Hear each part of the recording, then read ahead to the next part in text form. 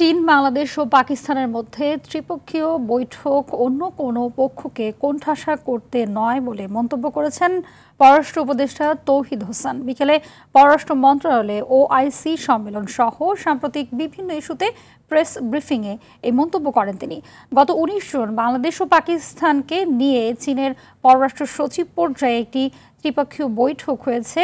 তিনি আরও বলেন, পূর্ববর্তী সরকারের সঙ্গে ভারতের যেই সম্পর্ক ছিল অন্তর্বর্তী সরকারের সঙ্গে তা নেই। সম্পর্ক পুনর্বিন্যাসের কাজ চলছে। স্বীকার করি যে পূর্ববর্তী সরকারের সাথে ভারতের যেরকম ঘনিষ্ঠ সম্পর্ক ছিল, ভারত যেরকম সম্পর্ক প্রতিষ্ঠা করেছিল, আমাদের সাথে বর্তমান সম্পর্ক ঠিক ওই রকম নেই। কাজে এটাকে আমি রিঅ্যাডজাস্টমেন্ট করছি। এটাতে আমরা ডিটেলস বরং না যাই।